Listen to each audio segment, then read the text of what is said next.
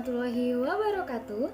Kami dari kelompok 3 ingin mempresentasikan hasil kerja kelompok kami tentang peristiwa geger Cilegon 1883 terhadap perkembangan pesantren di Banten masa kolonial. Sebelum kami mempresentasikan hasil kerja kelompok kami, izinkanlah kami untuk memperkenalkan diri terlebih dahulu. Nama saya Saza Agustin dengan NIM 55511190016, jurusan S1 Manajemen kelas 3E, mata kuliah studi kebantenan. Perkenalkan, nama saya Afwatul Munawaroh dengan NIM 55511190020 dari jurusan Manajemen mata kuliah studi kebantenan kelompok 3. Perkenalkan, nama saya Nabila, NIM saya 555111915 dari jurusan Manajemen kelas 3E Manajemen mata kuliah studi kebantenan dan dari kelompok 3. Nama saya Om Sylvia, NIM 555111929, jurusan S1 Manajemen, kelas 3E dari kelompok 3 studi kebantenan. Nama saya Rifki Apriansah dengan NIM 55511190082 dari kelompok 3 studi kebantenan, kelas E Manajemen. Berikut adalah video dari kelompok 3, selamat menyaksikan. Peristiwa Geger Cilegon 1888. Geger Cilegon adalah peristiwa perlawanan bersenjata rakyat Banten terhadap kekuasaan pemerintah Hindia Belanda yang terjadi pada tanggal 9 Juli 1888. Kota Cilegon menyimpan sebuah kisah tentang perlawanan dari kaum tani. Pemberontakan tersebut disinyalir sebagai salah satu pemberontakan kedua yang terjadi di Hindia Belanda setelah peristiwa pemberontakan kaum tani di Ciamas, Bogor tahun 1886. Geger Cilegon dipelopori oleh seorang tokoh agama yang bernama Haji Wasid atau biasa disebut Ki Wasid.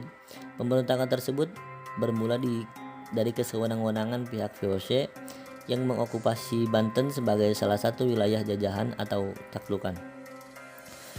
Sebagai salah seorang agamawan, Ki Wasid sering memberikan fatwa atau mengingatkan warga Cilegon saat itu bahwa meminta selain kepada Allah termasuk syirik.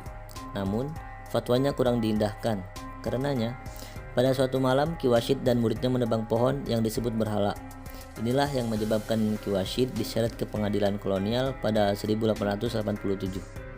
Saat itu, kondisi makin diperburuk akibat meletusnya Gunung Krakatau di Selat Sunda pada tanggal 23 Agustus 1883. Letusan tersebut menyebabkan gelombang laut yang meluluh lantahkan Anyer, Caringin, Sirih, Pasuruan, Tanjung, dan Carita.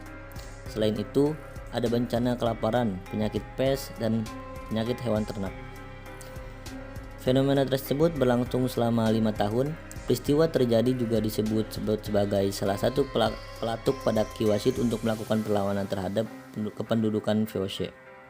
Pemberontakan 1888 terjadi juga disebabkan oleh pejabat pemerintah kolonial di Cilegon yang mengeluarkan sirkuler atau surat edaran kepada bawahannya untuk melarang pembacaan salawat Nabi dan doa-doa lainnya dengan suara keras di masjid. Pemerintah kolonial juga menghancurkan menara masjid di Cilegon dengan alasan terlalu tua. Hal-hal yang dianggap sebagai penghinaan ini dijawab oleh rakyat banyak dengan bentuk pemberontakan yang bertujuan lebih luas lagi, yaitu mengiyakan kekuasaan Belanda dari daerah jajahannya.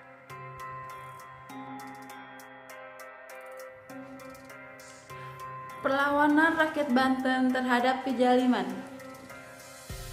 Perlawanan besar pun dilakukan. Perlawanan ini dipimpin oleh Ki Tubagus Ismail dan Kiai Wasid, dan juga melibatkan sejumlah ulama dan jawarah dalam geger Cilegon, membuat rakyat bangkit melawan Belanda. Insiden ini dilakukan untuk menyerang orang-orang Belanda yang tinggal di Cilegon. Pada hari Minggu, tanggal 8 Juli, Cilegon menyaksikan sebuah arak-arakan berpakaian putih melalui jalan-jalannya. Arak-arakan itu dimulai dari rumah Haji Akhya dan berakhir di rumah Haji Tubagus Kusen. Para kiai dan murid-muridnya memakai pakaian putih dan sepotong kain putih diikat di kepala mereka. Kemudian Pada malam harinya, barisan pejuang terus bertambah besar, bersenjata golok dan tombak, dan dipimpin oleh Haji Wajid dan Haji Tubagus Ismail yang bergerak dari Cibeber ke arah Saneja. Sasaran awalnya dari penyerangan. Dan di desa Saneja itulah Haji Tubagus Ismail memimpin pasukannya. Pada minggu malam untuk melakukan serangan pertama, ia memimpin sejumlah besar partisan, terutama dari Arja Winanggun, Bulasir, dan Cibeber. Diperkuat dengan bala bantuan dari Saneja dan desa sekitarnya. Kaum pemberontak bergerak menuju daerah tempat tinggal pejabat Cirebon. Rumah Dumas, seorang juru tulis di kantor asisten residen, merupakan sasaran serangan yang pertama. Tidak diketahui apa karena memang rencana awal seperti itu atau hanya karena ada faktor lain, sehingga Rumah Dumas menjadi sasaran awal penyerangan. Pada saat penyerangan ke Rumah Dumas, Haji Tubagus Ismail membawa pasukan berjumlah sekitar 100 orang. Pemimpin utama operasi ini adalah Haji Wasid.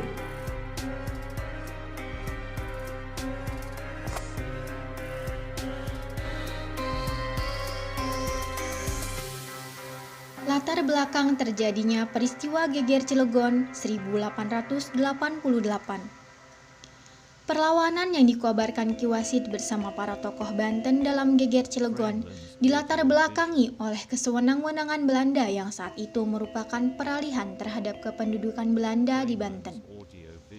Kebencian masyarakat makin memuncak saat masyarakat tertekan dengan dua musibah, yakni dampak meletusnya Gunung Krakatau di Selat Sunda 23 Agustus 1883 yang menimbulkan gelombang laut yang menghancurkan Anyer, Merak, Caringin, Sirih, Pasauran, Tajur, dan Carita. Selain itu, musibah kelaparan, penyakit sampar atau pes, penyakit binatang ternak atau kuku kerbau, membuat penderitaan rakyat menjadi-jadi. Di tengah kemelut ini, kebijakan pemerintah Belanda yang mengharuskan masyarakat membunuh kerbau karena takut tertular penyakit membuat warga makin terpukul. Belum lagi penghinaan Belanda terhadap aktivitas keagamaan menambah rentetan alasan dilakukan perlawanan bersenjata. Di lain pihak, tekanan hidup yang makin terdesak membuat warga banyak lari ke klinik atau tahayul. Tersebutlah di desa Lebak Kelapa terdapat pohon kepuh besar yang dianggap keramat, dapat memusnahkan bencana dan meluluskan yang diminta asal memberikan sesajen bagi jin penunggu pohon. Berkali-kali Ki Wasid mengingatkan penduduk bahwa meminta selain kepada Allah termasuk syirik. Namun, fatwa Ki Wasid tidak diindahkan. Melihat keadaan ini, Ki Wasid dengan beberapa murid menebang pohon berhala pada malam hari. Inilah yang membawa Ki Wasid ke depan pengadilan kolonial pada 18 November 1887. Ia dipermasalahkan melanggar hak orang lain sehingga dikenakan denda 7,50 gulden. Hukuman yang dijatuhkan kepada Ki Wasid menyinggung rasa keagamaan dan rasa harga diri muridnya. Satu hal lagi yang ikut menyulut api perlawanan adalah dirobohkannya menara musola di Jombang Tengah atas perintah asisten residen Goebbels. Goebbels menganggap menara yang dipakai untuk mengalunkan azan setiap waktu salat mengganggu ketenangan karena suara yang keras, apalagi waktu azan salat subuh. Asisten residen menginstruksikan kepada Patih agar dibuat surat edaran yang melarang sholawat, tarhim, dan azan dengan suara keras. Faktor-faktor ketidakpuasan terhadap sistem ekonomi, politik, dan budaya yang dipaksakan pemerintah kolonial Belanda berbaur dengan penderitaan rakyat. Dampak peristiwa Geger Cilegon terhadap perkembangan pesantren di Banten masa kolonial. Banten dikenal sebagai daerah dengan catatan perlawanan terhadap kekuasaan Belanda. Awal mula gerakan muncul pada 2 Oktober 1888, 2 bulan setelah letusan seorang serdadu Belanda yang hendak membeli tembakau di pasar Serang tiba-tiba saja diserang oleh seorang laki-laki yang tak kenal. Syekh Tolha di Trusmi kemudian bergerak dengan mengatasnamakan Tarekat Qadiriyah Naqsbandiyah untuk menghindari konflik. Framelens Audio Visual.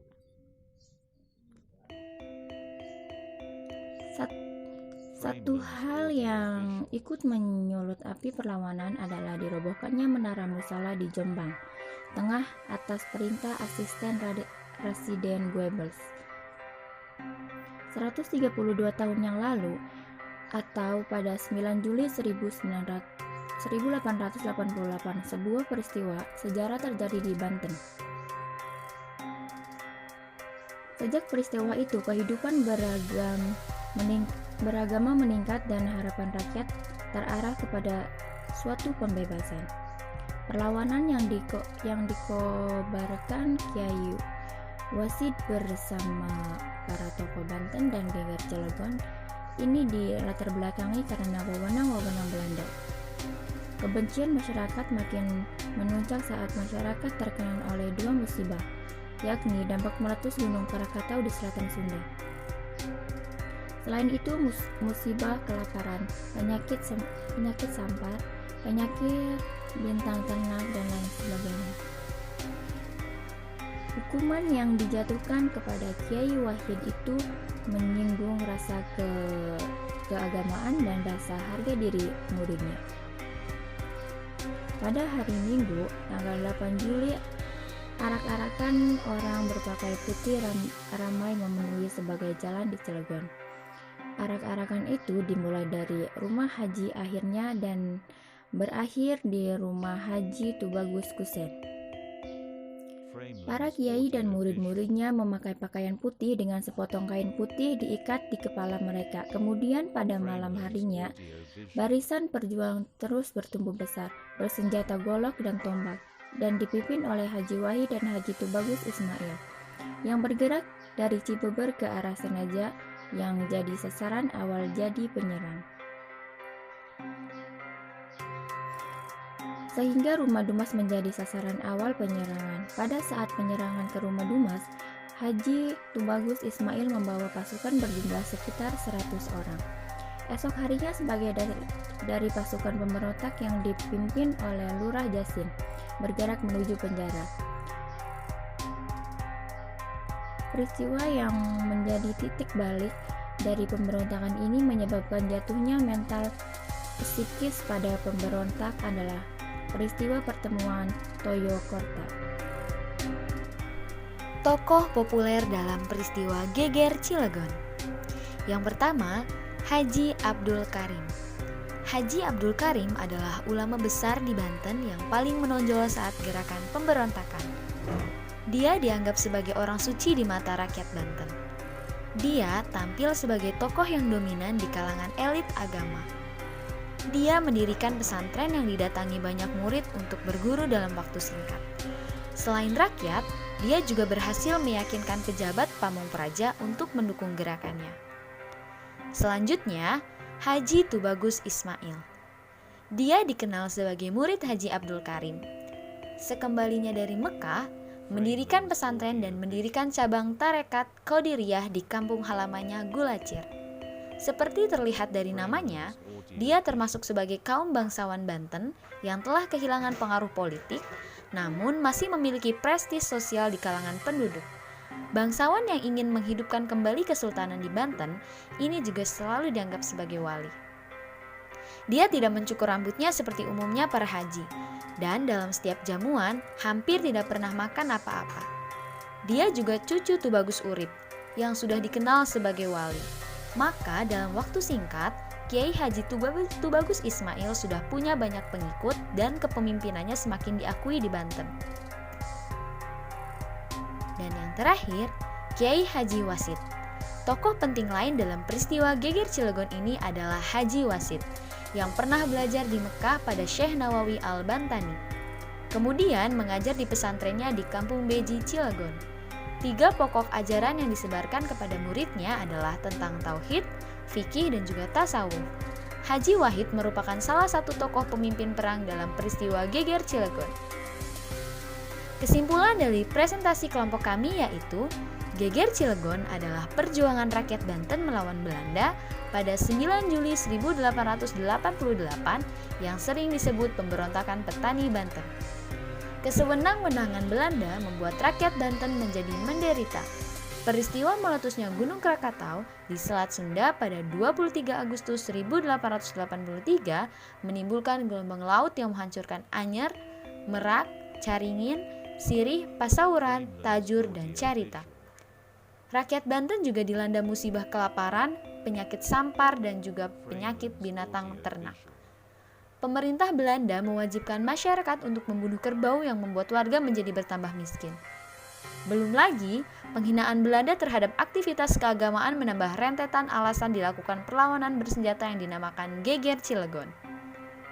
Terlibatnya murid-murid dari Syekh Abdul Karim di Banten pada peristiwa Geger Cilegon membuat Syekh Tolhah yang merupakan satu perguruan dengan Syekh Abdul Karim dicurigai dan dimata-matai oleh Belanda. Syekh Tolhah kemudian dimasukkan ke dalam penjara dan kemudian dilepaskan karena tidak cukup bukti. Korban tewas oleh pemberontak berjumlah 17 orang. Sebanyak 7 orang menjadi korban luka-luka, sementara dari pihak pemberontak, korban nyawa berjumlah 30 orang. 11 diantaranya dihukum gantung.